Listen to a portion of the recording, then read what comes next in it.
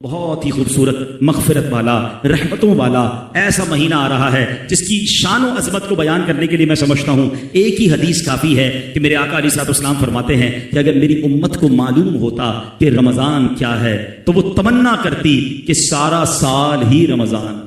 اس سے اندازہ کر لو کہ یہ کیسا مہینہ ہے۔ مولا علی شیر خدا کرم اللہ تعالی وجہ الکریم فرماتے ہیں کہ اگر اللہ کریم کو اس امت کو عذاب دینا مقصود ہوتا تو وہ انہیں رمضان اور سورہ اخلاص نہ عطا فرماتا۔ تو اس کا مطلب رمضان دیا ہی اسی لیے گیا ہے کہ یہ ہماری مغفرت کروانے آیا ہے۔ تو اے میرے پیارے اسلامی بھائیوں، اس میں مغفرت حاصل کرنی ہے تو رمضان کے پورے روزے رکھنے ہیں، پوری تراویح پڑھنی ہے۔ یہ وہ مہینہ ہے جس میں روزانہ افطار کے وقت 10 لاکھ گناہگار جہنم سے آزاد کیے جائیں گے۔ اس کی راتوں میں رحمت ندا دینے والا فرشتہ یہ ندا دیتا ہے کہ ہے کوئی مانگنے والا کہ اس کی مراد پوری کی جائے، ہے کوئی مغفرت کا سوالی کہ اس کا سوال پورا کیا جائے۔ اس مہینے میں نفل کا ثواب فرض کے برابر، فرض کا ثواب 70 گنا کر دیا جاتا ہے۔ جنت کے دروازے کھول دیے جاتے ہیں، دوزخ کے دروازے بند کر دیے جاتے ہیں، شیطان کو قید کر دیا جاتا ہے جو سب سے بڑا ہمارا دشمن ہے۔ گویا میری اور آپ کی مغفرت کا پورا انتظام ہوتا ہے، لیکن اب بد نصیب وہ ہے جو رمضان بھی غفلت سے گزارے۔ کچھ لوگ تیاری کر رہے ہوں گے، کچھ گوڈاؤن بھر رہے ہوں گے، کچھ کھانے پینے کی چیزیں لے رہے ہوں گے کہ یار رمضان آنے والا ہے، فلاں چیزوں کے ریٹ بڑھ جائیں گے۔ ہمیں رمضان کھانے پینے کے لیے نہیں آیا۔ ہاں، کراچی کی سڑکوں پہ نکلو رمضان میں اور اگر کچھ بورڈز پر نظر دوڑائیں، کوئی غیر مسلم آ جائے تو وہ شاید سمجھے گا کہ کوئی فوڈ فیسٹیول آ گیا ہے، کیونکہ سحری آفر، افطار offer, all you can eat, جو کھانا ہے کھائیے اتنے روپے میں، یہ والی آئٹم۔ بندہ بورڈ دیکھ کر سمجھے کہ پتہ نہیں شاید مسلمانوں کا کوئی کھانے پینے کا تہوار آیا ہے۔ اب سچ بتاؤ کیا یہ درست ہے؟ ہماری دن رات ایک ہی فکر میں رہیں گے کہ کیا کھانا ہے؟ ارے کھانے پینے کے لیے نہیں آیا رمضان، صحت اپنی اچھی رکھیں، کم کھائیں اور عبادت کریں، مغفرت کروانے آیا ہے۔ دیکھیں نا پچھلے رمضان میں کتنے ایسے دوست ہوں گے آپ کے جو اس رمضان میں نہیں ہیں۔ کیا معلوم ہمارا بھی یہ آخری رمضان۔ پہلے تو ہم اللہ سے دعا کرتے ہیں کہ خیر سے ہمیں رمضان سے ملا دے۔ اللہم بلغنا رمضان بالصحۃ وعافیہ۔ درود پاک پڑھنے کے بے شمار فضائل و برکات ہیں، بہت سارے واقعات، بہت ساری حدیثیں فضائل درود میں ملتی ہیں، مگر بعض اوقات ایسا ہوتا ہے کہ کچھ لوگ یہ سمجھتے ہیں کہ درود پاک بڑی اچھی چیز ہے، پڑھ لیں تو بڑا کمال ہے، لیکن نہ پڑھیں تو کوئی پرابلم نہیں ہے۔ نارملی درود پاک کو لوگ گرانٹڈ لے لیتے ہیں، ایسا نہیں ہے۔ درود پاک بعض موقعوں پر پڑھنا ضروری ہے اور درود پاک سے دوری بعض اوقات ہلاکت کا سبب بن جاتی ہے۔ ایک حدیث پاک سنیے، اللہ کے حبیب علیہ الصلوۃ والسلام فرماتے ہیں جو درود پاک پڑھنا بھول گیا وہ جنت کا راستہ بھول گیا۔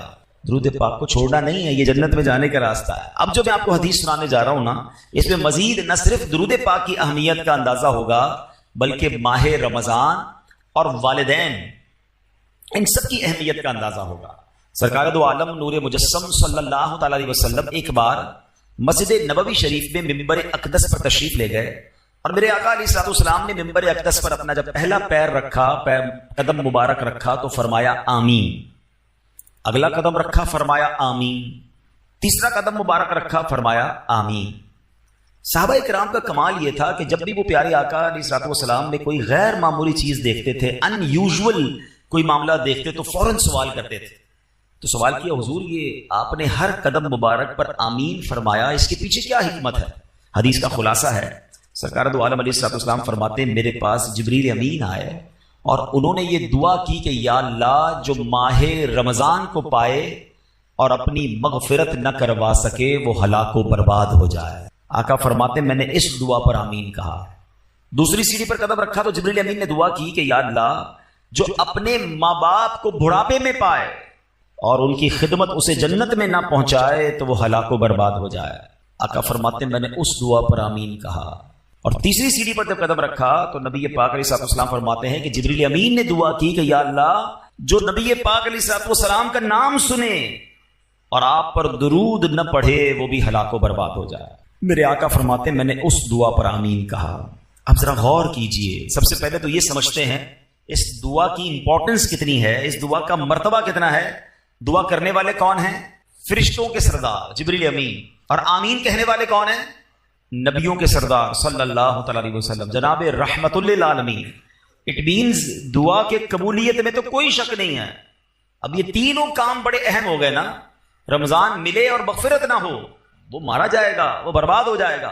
لیکن آپ سوچیں کہ رمضان میں میری اور آپ کی مغفرت کا انتظام کیسا کیا رب نے۔ آئے ہائے، قربان جائیں اللہ کی رحمت پر۔ عشرہ رحمت کی آخری گھڑیاں چل رہی ہیں، سبحان اللہ. یعنی آپ اگر رمضان کو تھورلی دیکھیں نا تو یہ پورا پیکج ہے کہ کسی طریقے سے میرے بندے بخشے جائیں. رمضان ہے کیا؟ مولا علی شیر خدا کرم اللہ تعالی وجہ الکریم فرماتے ہیں اگر اللہ کو اس امت کو عذاب دینا ہوتا نا تو اس امت کو رمضان اور سورہ اخلاص عطا نہ فرماتا. بھائی اسی ایک روایت سے سمجھ جاؤ نا کہ رمضان کیا ہے، یہ آیا ہی بخشوانے ہیں. اب ذرا پیکج دیکھے کیا ہے. سب سے بڑا پرابلم ہمارا، ہمیں گناہوں کی طرف کون لے جاتا ہے؟ کون لے جاتا ہے؟ شیطان. ہمارا کھلا دشمن ہے نا، ہمیشہ بہکائے گا، نماز نہیں پڑھنے دے گا، عبادت نہیں کرنے دے گا، ہمارے دلوں میں وسوسے ڈالے گا. جو ہمارا سب سے بڑا دشمن ہے اس کو بند کر دیا، گلی مک گئی نا. اگر دشمن ہی نہیں ہے تو پھر تو مقابلہ ہی ختم ہو گیا. اچھا شیطان کو بند کیا، جنت کے دروازے کھول دیے، دوزخ کو تالے لگا دیے گئے. اور پھر سبحان اللہ فرمایا کہ روزہ دار کے لیے سمندر میں مچھلیاں سوراخوں میں چونٹیاں بھی دعائیں کرتی ہیں. نفل کا ثواب فرض کے برابر، فرض کا ثواب 70 گنا کر دیا. روزانہ افطار کے وقت 10 لاکھ گناہگار جہنم سے آزاد کر دیے گئے. اچھا روزانہ رات رحمت کا فرشتہ ندا دے رہا ہے، آسمان سے آوازیں لگائی جا رہی ہیں، ہے کوئی مانگنے والا اس کی توبہ قبول کی جائے، ہے کوئی مغفرت کا سوالی اس کا سوال. یعنی جو فقیر ہوتا ہے نا وہ سخی کے در پہ جا کر کہتا ہے کچھ دے دو آپ کی مہربانی، وہاں سے خود ندائیں ہیں کہ مانگ لو جو مانگنا ہے. یہ بتاؤ بخشش کا کوئی بہانہ نہیں چھوڑا گیا ہے. لیکن اگر پھر بھی رمضان میں کوئی نہ بخشا جائے، جو اس مہینے میں بھی گناہ کرے، روزے نہ رکھے، نمازیں نہ پڑھے، ہیں اس مہینے میں راتوں کو گناہ میں گزارے، راتوں میں پھر برے کام کرے. اب کتنی سخت بات ہے کہ تمہارا دشمن شیطان بند کر دیا پھر بھی تم گناہوں سے باز نہیں آ رہے. اب اس میں بھی کچھ لوگوں کو وسوسہ آتا ہے کہ یار جب شیطان بند ہے تو گناہ کیوں ہو رہے ہیں؟ تو اس کی وجہ یہ علماء نے بڑی پیاری مثال دی کہ اگر آپ سائیکل چلائیں اور چلاتے چلاتے بہت دیر تک چلاتے رہے، اس کے بعد پیڈل مارنا چھوڑ دیں، پھر بھی سائیکل کافی دیر تک چلتی رہتی ہے. تو 11 مہینے جو شیطان نے پیڈل مارے نا ہم پر، تو یہ سائیکل کو بریک تو اچھا سائیکل پیڈل مارنا چھوڑ دیں پھر رکے گی کیسے؟ ایک بار روک دیں، اب نہیں چلے گی، کیونکہ جب تک آپ پیڈل نہیں ماریں گے سائیکل نہیں چلے گی. ایسا ہی ہے نا، ہم بریک نہیں مارتے. ہونا یہ چاہیے پہلی رمضان کو ہی بریک لگا دیں کہ بس اب گناہ نہیں کرنے. تمہارے گناہوں والے دوست دور، موبائل میں سارے وہ تمام گروپ سے ایگزٹ، تمام پیجز سے باہر جو مجھے گناہ کرواتے. بریک تو لگاؤ نا، پھر نہیں ہوگا رمضان میں گناہ. اگر بریک ہی نہیں لگ رہا، ہمیں دوست بھی وہی چاہیے، ہمیں موبائل میں بھی وہی دیکھنا ہے، ہمیں جناب معاذ اللہ ٹی وی میں بھی وہی دیکھنا ہے. تو اب سوچیں رمضان میں گناہ کی پنشمنٹ بھی زیادہ ہے، اس کی سزا بھی زیادہ ہے، مگر لوگ گناہوں سے باز نہیں آتے رمضان میں. ایک حدیث سے اس کی سیویرٹی، اس کی سختی سمجھو. حدیث پاک کا مضمون ہے جو رمضان میں ایک گناہ کرے، ایک گناہ، اس کے 1 سال کے اعمال برباد کر دیے جائیں. ایسا نہ ہو کہ رمضان میں کروڑوں بخشے جائیں اور ہم اپنی بری عادتوں کی وجہ سے مارے جائیں. رمضان کی راتیں گناہوں کے لیے نہیں، عبادت کے لیے. رمضان کھانے پینے کے لیے نہیں، یہ تلاوت اور سجدوں کے لیے آیا. تو نمبر 1 اس دعا کو یاد رکھنا، نبی پاک نے آمین کہا ہے کہ جو رمضان کو پائے اور اپنی مغفرت نہ کروا سکے وہ ہلاک ہو جائے. دوسری کیا دعا تھی کہ یا اللہ جو اپنے والدین کو بڑھاپے میں پائے اور ان کی خدمت اسے جنت میں نہ پہنچائے تو وہ بھی ہلاک و برباد ہو جائے. اب سوچئے کہ ہم اپنے والدین کی کتنی خدمت کرتے ہیں. جب والدین کی بات چلی ہے نا تو چلے پہلے میں ہماری امی حضور حضرت خدیجۃ الکبریٰ رضی اللہ تعالیٰ کا بھی کچھ ذکر کر لوں کہ کیا عظیم ہستی ہے. 10 رمضان ان کا یوم وصال ہے. کمال کی حدیث سنیے گا، بخاری شریف کی حدیث. جب پیارے آقا علیہ السلام غار حرا میں تشریف لے جایا کرتے تھے، ایک دن یہ ہوا کہ پیارے نبی رسول ہاشمی علیہ السلام غار حرا میں تشریف فرما تھے. حضرت جبریل امین بھی بارگاہ رسالت میں حاضر تھے. اتنے میں مسلمانوں کی پیاری امی جان رسول اکرم صلی اللہ علیہ وسلم کی زوجہ محترمہ حضرت خدیجۃ الکبریٰ رضی اللہ تعالیٰ عنہا دور سے آتی ہوئی نظر آئیں. آگے کیا ہوا؟ بخاری شریف کی حدیث سے پاک سنیے کہ صحابی رسول حضرت ابو ہریرہ رضی اللہ تعالیٰ عنہ فرماتے ہیں حضرت جبریل امین نے خدیجۃ الکبریٰ رضی اللہ تعالیٰ عنہا کو دیکھا تو عرض کیا یا رسول اللہ صلی اللہ تعالیٰ علیہ وسلم، یہ خدیجہ آ رہی ہیں، ان کے پاس برتن ہے جس میں کھانا ہے، جب وہ آپ کے پاس پہنچ جائیں تو انہیں اللہ پاک کا بھی سلام دیجئے، میرا بھی سلام کہیے، اور انہیں خوشخبری سنا دیجئے کہ جنت میں ان کے لیے اندر سے خالی یعنی خولدار موتیوں سے بنا ہوا گھر ہے جس میں نہ کوئی شور ہے نہ کوئی تکلیف ہے. اللہ کا سلام، جبریل امین کا سلام اور جنت میں گھر کی بشارت. جب حضرت خدیجہ نبی پاک کے پاس پہنچی تو پیارے آقا علیہ الصلوۃ والسلام نے فرمایا اللہ پاک اور حضرت جبریل نے تمہیں سلام کہا ہے. تو اس کا جواب دیتے ہوئے حضرت خدیجہ نے کیا کہا؟ ان اللہ هو السلام وعلی جبریل السلام وعلیک السلام ورحمۃ اللہ وبرکاتہ. یعنی اللہ پاک سلام ہے اور حضرت جبرائیل اور آپ علیہ الصلوۃ والسلام پر سلامتی.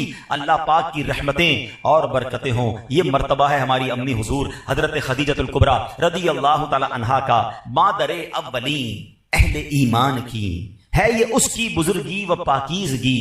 برگزیدہ ہے رب محمد کی بھی عرش سے جس پہ تسلیم نازل ہوئی. اس سرائے سلامت پہ لاکھوں سلام. اس کا جبریل ملحوظ رکھے ادب. جنتی گوہرے گھر اسے بخش رب. کوئی تکلیف اس میں نہ شور و شغب. منزل من قصب لا نصب لا صخب. ایسے کو شک کی زینت پہ لاکھوں سلام. سبحان اللہ. حضرت خدیجہ کا مرتبہ آپ کا کچھ تعارف بھی سن لیتے ہیں. سبحان اللہ. آپ رضی اللہ تعالیٰ عنہ کی کیا شان ہے. آپ کی کنیت ام قاسم ہے. آپ کا سب سے مشہور لقب الکبریٰ ہے. آپ بہت پاک باز، بہت باہمت، بلند حوصلہ، باعزت، اعلیٰ نسب رکھنے والی اور نہایت عقل مند خاتون تھی. آپ کے اعلیٰ اوصاف و کمالات کی کیا شان ہے کہ زمانہ جاہلیت میں بھی آپ کو طاہرہ یعنی پاکیزہ خاتون اور سیدۃ قریش یعنی قریش کی سردار خاتون کے لقب سے پکارا جاتا تھا. اسلام کا اعلان نہیں ہوا، اس سے پہلے کی بات ہو رہی ہے. حضرت خدیجہ کا ایک بڑا پیارا لقب صدیقہ بھی ہے. نبی پاک علیہ السلام نے فرمایا ہذہ صدیقۃ امتی، یعنی یہ میری امت کی صدیقہ ہیں. ایک اور خوبصورت بات کہ پیارے آقا کے 7 اولاد ہوئی. یاد رکھیے گا 7 بچے ہیں نبی پاک علیہ السلام کے. 4 شہزادیاں حضرت زینب، حضرت رقیہ، حضرت ام کلثوم اور بی بی فاطمہ رضی اللہ تعالی عنہن، اور 3 شہزادے حضرت قاسم، حضرت عبداللہ اور حضرت ابراہیم. ان میں سے صرف حضرت ابراہیم جو تھے وہ حضرت ماریہ قبطیہ رضی اللہ تعالیٰ عنہ کے شہزادے ہیں. باقی ساری اولاد نبی پاک علیہ السلام کی وہ حضرت خدیجہ رضی اللہ تعالیٰ عنہ سے ہے. یہ یاد رہے. ایک اور خوبصورت بات کہ جب نبی پاک علیہ السلام نے ان سے نکاح فرمایا پیارے آقا کی عمر مبارک 25 سال تھی اور جب تک بی بی خدیجہ دنیا میں ظاہری حیات میں رہی میرے آقا علیہ السلام نے کسی اور سے نکاح نہیں کیا. اور ایک اور شاندار بات کہ تمام دنیا کے سیدوں کی حسنی حسینی سیدوں کی جو نانی جان ہیں وہ حضرت خدیجہ الکبریٰ رضی اللہ عنہا. 65 سال کی عمر میں 10 رمضان المبارک 10 سنہ نبوی آپ کا وصال مکہ مکرمہ میں ہوا. آج بھی آپ کا مزار جنت المعالی مکہ مکرمہ میں موجود ہے. اللہ کریم تربت حضرت خدیجہ پر اپنی کروڑوں رحمتوں کی بارش نازل فرمائے اور ہم سب کو ان کے فیضان سے مالا مال فرمائے. آپ ایک رول ماڈل ہیں. پیارے آقا علیہ السلام کی زندگی کا جو سب سے ٹف ٹائم تھا نا وہ اسلام کا جب اعلان ہوا تھا. اس سے پہلے تو لوگ بڑا پیار کرتے تھے نا، آپ کو صادق اور امین کہتے تھے. مگر جب نبی پاک نے اعلان نبوت کیا تو اس کے بعد اپنے پرائے ہو گئے، جان کے دشمن ہو گئے. مگر آپ کی زوجہ حضرت خدیجہ نے جو نبی پاک کو حوصلہ دیا، جو آپ کا ساتھ دیا. پیارے آقا علیہ السلام اپنے زندگی کے حیات طیبہ کے آخری لمحات تک حضرت خدیجہ کو یاد کرتے تھے کہ خدیجہ نے مجھے اس وقت ساتھ دیا جب میرا کوئی ساتھ دینے والا نہیں تھا. تو یہ بات سیکھنی چاہیے ہماری ماؤں بہنوں کو کہ اگر گھر میں مرد کسی مشکل میں ہے، پریشانی میں ہے، تو ہمیں اس کا ساتھ دینا ہے، تانے نہیں دینے، ٹینشن نہیں دینی ہے. اور یاد رکھیے میری وہ بہنیں اور مائیں جو مشکل وقت میں اپنے شوہر کا، اپنے بھائی کا، اپنے والد کا ساتھ دیتی ہیں، وہ اللہ انہیں سکھ کے دن ضرور دکھاتا ہے.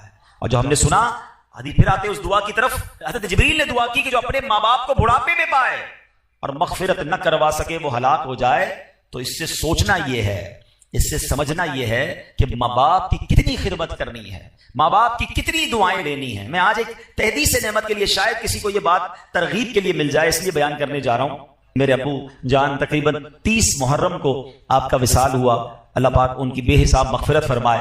ہمیں یہ ضرور اطمینان ہے کہ محرم کے اسی مہینے میں عاشورے میں انہوں نے عمرہ بھی کیا تھا اور حدیث پاک ہے کہ ایک عمرہ دوسرے عمرے تک گناہوں کا کفارہ ہے. والد صاحب نماز کے لیے گھر سے نکلے تھے اور راستے میں چوٹ لگی اور اسی چوٹ سے وہ پھر دنیا سے چلے گئے، واپس نہ آ سکے. تو جو راہ خدا میں نکلتا ہے اللہ پاک اس کو اس سے اچھی کیا موت ہوگی کہ نماز کی حالت میں وہ تشریف لے گئے. لیکن میں نے یہ سوچا کہ ماں باپ تو چلے گئے، اگر ماں باپ حیات ہوتے تو ہم ان کے ساتھ کوئی افطار تو کرتے نا، ان کی کوئی افطار کی دعوت تو کرتے. تو میں نے اور میرے بھائی نے مشورہ کیا کہ اب نہ امی ہیں نہ ابو ہیں، ان کی مسجدیں تو ہیں، تو کیوں نہ ہم وہاں جا کر قرآن خوانی کر کے ایک افطار اجتماع ان کے ایصال ثواب کا کریں، تاکہ ان کی روح کو ثواب پہنچے اور قبر میں بھی انہیں احساس ہو کہ انہیں بچے ان کے بھولے نہیں ہیں۔ یہ بات میں نہ کرتا، مگر میں اس لیے اس طرح کی بات کر رہا ہوں کہ شاید وہ لوگ جن کے ماں باپ چلے گئے ہیں ان کو ترغیب ملے کہ خدا کی قسم آج اگر آپ کے پاس ماں باپ ہیں، واللہ یو آر سو لکی، جس کے پاس ماں باپ بھی ہیں اور رمضان بھی ہے، آئے ہائے، اور کیا چاہیے تمہیں کہ ماں کے ساتھ افطار کرتے ہو، والد کے ساتھ افطار کرتے ہو، ماں کی دعائیں تمہارے ساتھ ہیں اور رب کی رحمتیں برس رہی ہیں، اس سے اچھی تو کوئی بات نہیں ہے۔ تو پلیز ماں باپ ہیں تو قدر کیجئے، دعائیں لیجئے، ان سے ان کو راضی کرنا، یہ تمہارے لیے جنت کا سامان ہے۔ حدیث پاک کا مضمون ہے جن سے ان کے ماں باپ راضی ان سے ان کا رب راضی، اور اگر ماں باپ ناراض تو رب ناراض، انہیں ناراض نہ کرنا، ہمیشہ خوش رکھنا۔ اور اگر ماں باپ چلے گئے ہیں تو انہیں بھولا نہ کرو، کسی نہ کسی بہانے انہیں تحفے پہنچایا کرو۔ ہم کیا تحفہ پہنچا سکتے ہیں؟ اب تو ان کو کوئی پیسے تو نہیں دے سکتے، کوئی سوٹ پیس بھی نہیں دے سکتے، مگر دعائیں تو دے سکتے ہیں، ثواب تو پہنچا سکتے ہیں۔ ہر بندہ اپنی حیثیت کے مطابق کرے، ضروری نہیں کہ آپ بہت بڑا افطار اجتماع اماں جان کے لیے کریں گے تو ہی ثواب پہنچے گا، پوری مسجد بنائیں گے۔ ہر بندہ اپنی حیثیت کے مطابق، آپ مسجد میں ایک اینٹ لگا دیں، اگر آپ کی جتنی حیثیت ہے، آپ 2 کھجوریں کسی کو کھلا دیں کہ یہ میرے ابو کے نام کی یہ کھجور، یہ میری والدہ کے نام کی یہ کھجور، انہیں پتا تو چلے، انہیں کی روح کو احساس تو ہو کہ بچوں نے یاد رکھا ہے، بھول نہیں گئے، بھولی بسری داستان نہیں بن گئے ہم۔ اور آج آپ اپنے ماں باپ کو یاد رکھیں گے، کل آپ کے بچے آپ کو مرنے کے بعد یاد رکھیں گے۔ تو یہ سلسلہ آگے بڑھنا چاہیے۔ ماں باپ کی وجہ سے ہم جو کچھ ہیں آج ہیں، اللہ جو ہمیں عطائیں فرما رہا ہے، انہوں نے دن رات ہمارے لیے دعائیں کی ہیں، تو ہمیں ان کی قبر میں انہیں راحت پہنچانی چاہیے، وقتاً فوقتاً انہیں تحفے بھجوانے چاہیے۔ عید آتی تھی تو ماں کو سوٹ پیس دیتے تھے نا، ماں کو تحفہ دیتے تھے، اب نہیں دے پا رہے تو کوئی مسجد میں صدقہ جاریہ والا کام کر کے امی کو ثواب پہنچا دیں، کسی غریب کا بھلا کر دیں، نیت یہ کریں کہ میں اپنے ماں باپ کے لیے کر رہا ہوں۔ آپ کو پتہ ہے ماں باپ کے لیے ایصال ثواب کرنا کتنی بڑی نعمت ہے؟ جو بچہ اپنے ماں باپ کے لیے حج کرتا ہے نا، یعنی اگر فرض حج پہلے کر لیا، اب نفلی حج کرنے جا رہا ہے اور نیت کرتا ہے کہ میں اپنے والدین کے لیے کر رہا ہوں، تو حدیثوں میں یہ الفاظ آتے ہیں کہ ماں باپ کو تو حج کا ثواب ملے گا، اس بچے کو 10 حج کرنے کا ثواب ملے گا۔ کمال کی ہستیاں ہیں، ان کی وجہ سے ہمارا ثواب بھی ملٹیپلائی ہو جاتا ہے، تو پھر کیوں انہیں بھولیں؟ خوب ایصال ثواب کریں، ان کی قبر پر جایا کریں۔ اور تیسری حدیث پاک کا جو جز تھا، تیسری دعا تھی کہ اللہ کے نبی علیہ الصلوۃ والسلام نے فرمایا کہ جو پیارے آقا علیہ الصلوۃ والسلام کا نام نامی سنیں اور